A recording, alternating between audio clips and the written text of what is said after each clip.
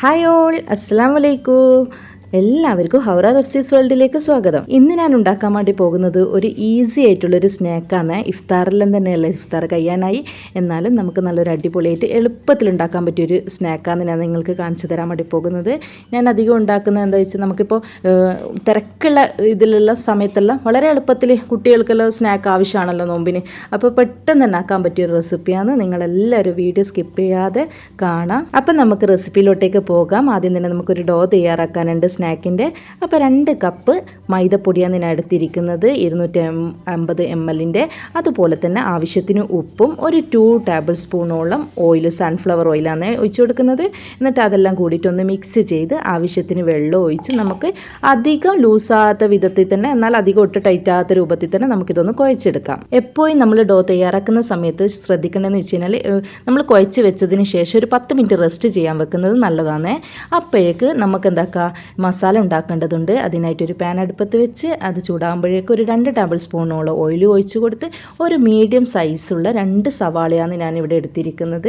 അതും കൂടി ഇട്ട് കൊടുത്ത് അതിലേക്ക് ആവശ്യത്തിന് ഇഞ്ചിയും വെളുത്തുള്ളിയും എല്ലാം രണ്ടും കൂടിയിട്ട് 1 ടേബിൾ സ്പൂണോളം ഇഞ്ചി വെളുത്തുള്ളിയും പേസ്റ്റ് ഇട്ട് കൊടുത്ത് അതും ഒന്ന് നന്നായിട്ടൊന്ന് ഇളക്കാം.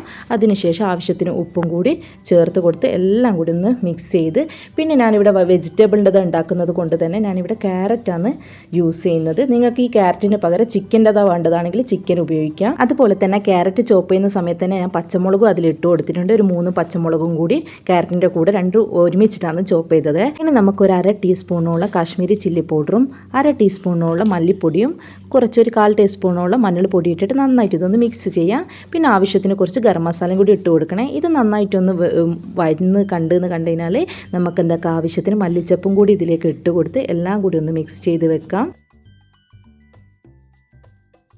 ഇനി ഇതിലേക്ക് ഞാൻ ആഡ് ചെയ്യാൻ വേണ്ടി പോകുന്നത് ഒരു പൊട്ടറ്റോ നന്നായിട്ട് വേവിച്ചിട്ട് ഉടച്ചിട്ട് ചേർത്ത് കൊടുക്കുകയാണ്. ഒന്നാമതിന് എടുത്തിട്ടുള്ളൂ. 2 സവാളക്ക് ഒരു പൊട്ടറ്റോ മാത്രമേ ചേർത്ത് കൊടുക്കുന്നുള്ളൂ. നന്നായിട്ടൊന്ന് ഉടച്ച് കൊടുക്കണേ. എന്നിട്ട് എല്ലാം കൂടി ഒന്ന് മിക്സ് ചെയ്ത് നമ്മളെ മസാല ഇവിടെ റെഡിയായി കഴിഞ്ഞിട്ടുണ്ട്. ഇനി നമുക്ക് എന്താക്കാം, ഇതിന് പകരം, അതായത് ഞാൻ നേരത്തെ പറഞ്ഞതുപോലെ തന്നെ നമ്മൾ ക്യാരറ്റിന് പകരം നിങ്ങൾക്ക് ചിക്കൻ ആവശ്യമുള്ളതാണെങ്കിൽ ചിക്കൻ നന്നായിട്ടൊന്ന് വേവിച്ച് ഉപ്പും മഞ്ഞളും മുളകുപൊടി മാത്രം ഇട്ടിട്ട് ഒന്ന് വേവിച്ച് കൊടുത്ത് ഒന്ന് ചോപ്പ് ചെയ്തിട്ട് ഇട്ട് കൊടുത്താൽ മതി. ഞാനിവിടെ വെജിറ്റബിളിൻ്റെ സമൂസ ഉണ്ടാക്കുന്നത് കൊണ്ട് തന്നെ ഞാൻ ഇവിടെ ചിക്കൻ യൂസ് ചെയ്യുന്നില്ല. അപ്പം നമുക്ക് നമ്മുടെ ഡോക്ക് ഇവിടെ റെഡി ആയിട്ട് വന്നിട്ടുണ്ട്. അപ്പോൾ ഇത് നമുക്ക് 2 പാർട്ടായിട്ട് കത്തി കൊണ്ട് മുറിച്ചിട്ട് എടുക്കാം. ഇനി നമുക്ക് എന്താക്കാം, ഒരു പാർട്ട് എടുത്തിട്ട് നന്നായിട്ടൊന്ന് നീട്ടി നൈസായിട്ട് പരത്തി കൊടുക്കണം. അതുപോലെ തന്നെ എൻ്റെ ചാനൽ ഇതുവരെ സബ്സ്ക്രൈബ് ചെയ്യാതെയാണ് കാണുന്നതാണെങ്കിൽ ഒന്ന് സബ്സ്ക്രൈബ് ചെയ്ത് സപ്പോർട്ട് ചെയ്യണേ. അപ്പം നമ്മളിതാ ഒരു പാർട്ട് പരത്തി കഴിഞ്ഞിട്ടുണ്ട്. നല്ല നൈസായിട്ട് തന്നെ പരത്തി വെച്ചിട്ടുണ്ട്.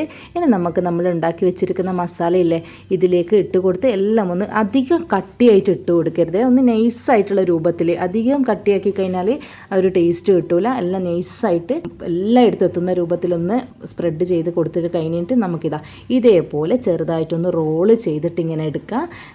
പറ്റുന്നുണ്ടെങ്കിൽ ഒന്ന് പൊടി ഇട്ട് കൊടുത്താൽ മതി. എന്നിട്ട് നമുക്ക് എന്താക്കാം, എത്രയും നമുക്ക് ആവശ്യമുള്ള പീസ്, ഇപ്പം ഞാൻ ഈ ഒരു ചെറിയൊരു എന്താ പറയുക ചെറിയൊരു സമൂസ പോലെയാണ് ഉണ്ടാക്കുന്നത്. അതുകൊണ്ട് തന്നെ ചെറിയൊരു രൂപത്തിലാക്കിയിട്ട് തന്നെയാണ് ഞാൻ കട്ട് ചെയ്ത് കൊടുക്കുന്നത്.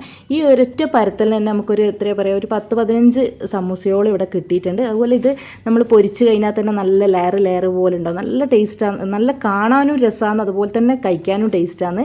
ഇനി നമുക്ക് വേണ്ടതെന്ന് വെച്ചാൽ ഒരു 2-3 ടേബിൾ സ്പൂൺ മൈദപ്പൊടി ഇട്ട് കൊടുക്കുക. അതിലേക്ക് ആവശ്യത്തിന് വെള്ളം ഒഴിച്ച് കൊടുത്ത് നന്നായിട്ടൊന്ന് പേസ്റ്റ് രൂപത്തിലൊന്ന് കലക്കിയെടുക്കാം. അധികം ലൂസാക്കേണ്ടതില്ല കേട്ടോ. അതായത് നമ്മൾ ശ്രദ്ധിച്ചിട്ട് ആവശ്യത്തിന് വെള്ളം ഒഴിച്ച് കൊടുത്തിട്ട് ലൂസാക്കി എടുത്താൽ മതി. അതായത് നന്ന ലൂസാക്കാൻ പാടില്ല. നമുക്കൊരു പേസ്റ്റ് രൂപത്തിൽ തന്നെ ഇത് കിട്ടണം. എന്നിട്ട് നമ്മൾ ഈ സമൂസേൻ്റെ 2 അപ്പുറത്തും ഇപ്പുറത്തുള്ള ഭാഗങ്ങളില്ലേ അതിലേക്ക് ഒന്ന് മുക്കിയിട്ടാണ് നമ്മൾ പൊരിച്ചെടുക്കാൻ വേണ്ടി പോകുന്നത്. എളുപ്പമല്ല, ഞാൻ പറഞ്ഞതുപോലെ തന്നെ വീഡിയോയിൽ പറഞ്ഞതുപോലെ തന്നെ എളുപ്പമല്ല ഇത് ഉണ്ടാക്കാൻ വേണ്ടിയിട്ട്. എളുപ്പമാണെന്ന് പോരാതെ നല്ലൊരു ടേസ്റ്റി ആയിട്ട് നല്ല ക്രിസ്പി ആയിട്ടുള്ളൊരു സ്നാക്കും കൂടിയാണ്. നിങ്ങളെല്ലാവരും ഒന്ന് ഉണ്ടാക്കണം കേട്ടോ. ഞാൻ പറഞ്ഞതുപോലെ ഈ 2 സൈഡിലാണ് ഞാൻ ഈ മൈദ മുക്കാൻ വേണ്ടി പോകുന്നത്. എന്നിട്ട് ഇങ്ങനെ 2 സൈഡിലേക്ക് നല്ല ചൂടുള്ള എണ്ണയിൽ നമുക്ക് മുക്കിയിട്ട് പൊരിച്ചെടുക്കാം. ഇവിടെ പ്രത്യേകം ശ്രദ്ധിക്കേണ്ടതെന്ന് വെച്ച് കഴിഞ്ഞാൽ നമ്മൾ എണ്ണ നല്ല തിളച്ച സമയത്താണ് ഇടുന്നത്. അപ്പോൾ അതിന് ശേഷം തന്നെ നമുക്ക് എന്താക്കാം, മീഡിയം ലെവലിലേക്ക് ഫ്ലെയിം ഇട്ട് കൊടുക്കണം. അതായത് നമുക്ക് സാവധാനത്തിൽ ഇത് പൊരിച്ചെടുക്കണം, എന്നാലും അത് ഉള്ളൊക്കെ വേവൂ. ഇതേപോലെ മൈദയിൽ നമുക്ക് ഡിപ്പ് ചെയ്തിട്ട് ഓരോന്നോരോന്നായിട്ട് എണ്ണയിൽ ഇട്ട് കൊടുക്കാം. അതുപോലെ തന്നെ എൻ്റെ വീഡിയോ നിങ്ങൾക്ക് ഉപകാരപ്രദമായിട്ടുണ്ടെങ്കിൽ നിങ്ങളൊന്ന് ഷെയർ ചെയ്യണേ. അങ്ങനെ നമ്മൾ റോൾ സമൂസ ഇവിടെ റെഡിയായി കഴിഞ്ഞിട്ടുണ്ട്. നല്ല അടിപൊളി ടേസ്റ്റാണ്. നിങ്ങളെല്ലാവരും ഉണ്ടാക്കി നോക്കുക. ഇനി അടുത്ത വീഡിയോ വരുന്നത് വരെ എല്ലാവരോടും ബൈ.